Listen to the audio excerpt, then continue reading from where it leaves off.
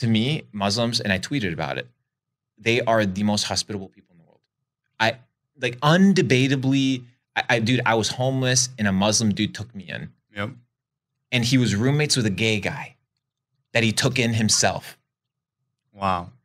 To that point, right? Wow. To that point. So I look at that and I'm like, what is it that this person believes that has changed him to the core to such a point that he's willing to do that? Yeah. Dude, I can mention to you 95% of Christians wouldn't have taken me in. Why? That's the questions you got to answer. Dia adalah Luke Belmar, seorang entrepreneur, di mana saat dia berusia 20 tahun, Luke sudah mampu menghasilkan $42 juta dari usahanya sendiri. Meskipun dia bukan seorang Muslim, dia sering membahas Islam dengan kehormatan yang tinggi. Bahkan seringkali mengutarakan pandangan dan pemahamannya yang sejalan dengan ajaran-ajaran Islam.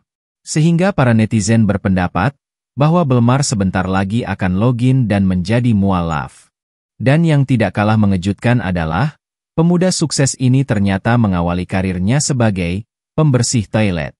I like the idea of there being a creator and a higher power that we are accountable to for our actions. We were cleaning toilets, life was so bad.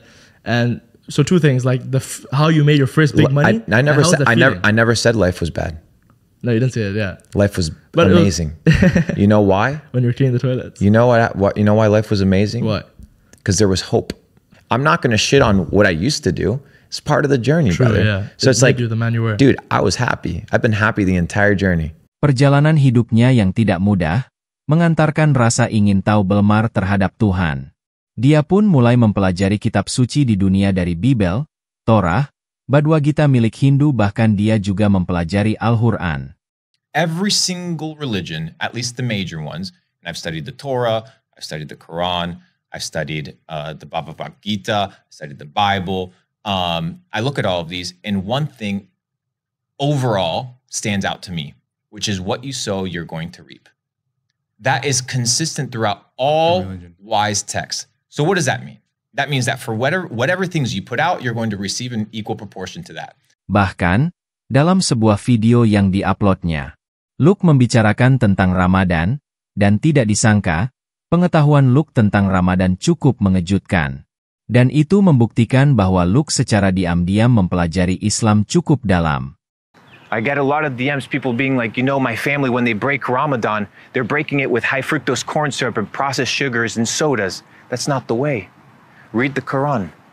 It says break it with dates and with water. That's how you must break your fast. Why? Because it is pure. So you fast all day, thinking about eating and thinking about drinking, and at night you break your fast with that which you're trying to run away from. It makes no sense. So when you think about Ramadan, you can't just be thinking about food and water. It is beyond that. That is merely a representation and a manifestation in the three-dimensional realm of what it is to be a person that is in tune with their spirit and in tune with God. So much so that they don't need food, because food isn't in them. Imagine, bro, being in such a primal state that all you think about is your stomach. Belmar bukanlah satu-satunya orang non-muslim tajir dan terkenal yang mengagungkan Islam secara terang-terangan. Beberapa tahun lalu, seorang influencer sukses juga pernah melakukan hal yang sama. Membela Islam dengan tegas, hingga akhirnya pun dia memeluk agama Islam. Semoga Luke Belmar ini juga mendapatkan jalan hidayah dari Allah sebagaimana Allah memberikan petunjuk bagi orang-orang sebelumnya.